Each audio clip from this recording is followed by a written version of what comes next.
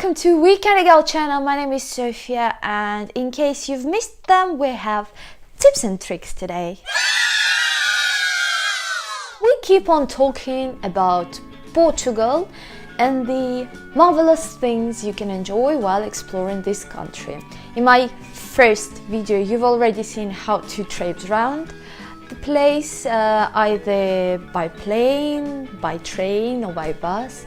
But now it's time to discuss the most essential part of every travel: food.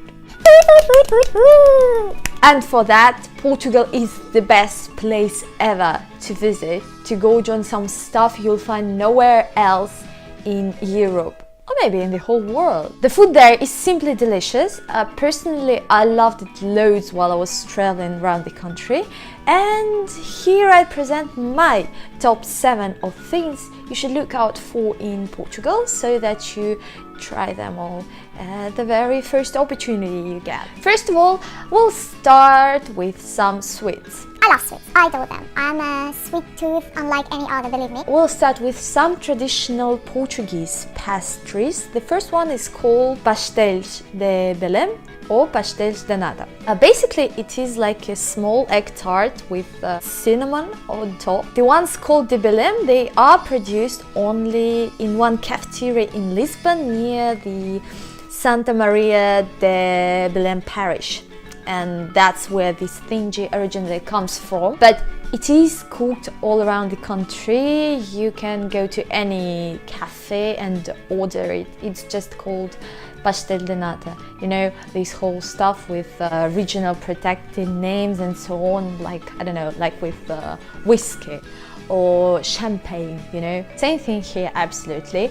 Unlike some other stuff, this one is popular not only with tourists but with locals as well. Everyone eats them during their breakfast. I saw lots of people eating it. First I thought it was like, you know, a hoax, a tourist attraction. No, they eat it normally just like anyone else with a cup of coffee. It's simply delicious. The next one is a bit trickier, because it is traditionally produced and eaten in Alentejo region. So you may face some difficulties while trying to find it. You can pre-order it in a bakery. However, you'll just have to wait for a few days for them to bake it. Or you can just go to Évora, spend a day visiting this marvelous city, this historical architectural treasury of Portugal, and on your way around the city, go to Pastelaria Conventual Pão de Rala and eat pão de rala. It is a pastry. It's sort of sweet pie with grinded egg yolks and some pumpkin paste, sugar, almonds, lemon zest. It's all mixed together and it sounds weird, but believe me, it's ridiculously sweet and tasty, and oh my god, it's wonderful. If you ever have an opportunity, go to Évora, taste this pão de rala. It's amazing, just. And final Portuguese pastry to look out for is called Ovos moles.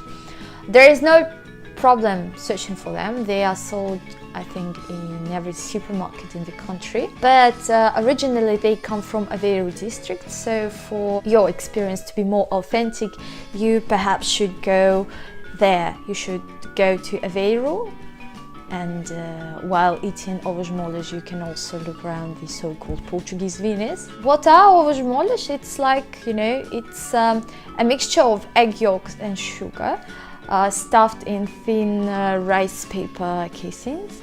And those casings, they are produced in various nautical shapes, you know, like shells or fish. As you might have noticed, there are lots of egg yolks involved. Historically, most of the aforementioned dishes were created and produced and distributed by monks, and the monks, they just used the leftover. Now on to something more appropriate and more boring, but tasty nonetheless.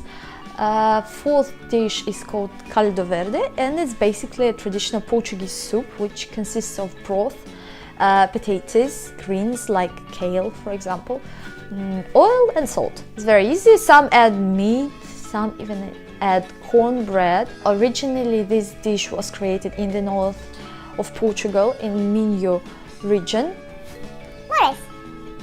But nowadays it's served everywhere. Our first dish is codfish. Surprise, surprise. In Portugal they say that there are thousands ways and one more to cook codfish and make it taste differently, unlike any other recipe. There are lots of books actually dedicated to just the numerous ways of prepping, cooking and serving cod. It's crazy in my opinion. On the other hand, it's very, very creative. The fish itself is cheap, it's fresh and it's tasty. It's often served in local restaurants, so if you don't know what to eat, this is your safest option. And it's a tradition. Second to last, I'd love to tell you about is seafood.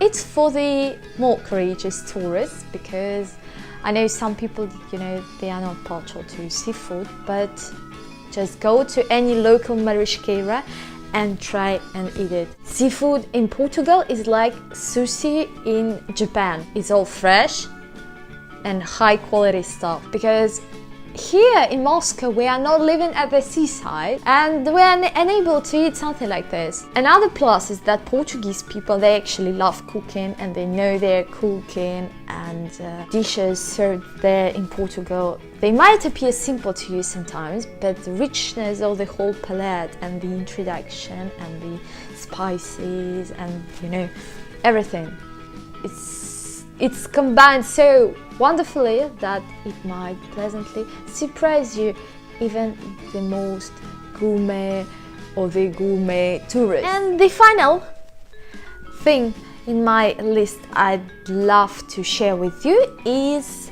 alcohol. I'd love for you to try some Portuguese alcohol, because Portugal is really well known for its vineyards, and if you are a bit of a drinker, you might go a bit north to visit all of them and try their local produce. But what I am talking about is nothing you'd find outside of Portugal. Unlike port and all those wines like green wine, you can buy it even here in Russia. What I'm talking about is called Ginja or Ginjinha, and it's a sour cherry liquor. And it's a drink of gods. It's like a nectar and ambrosia. It is a typical drink in Lisbon and Ovos. They even have specific pubs, bars, which serve ginger first and foremost. And ginger is just perfect without any appetizers.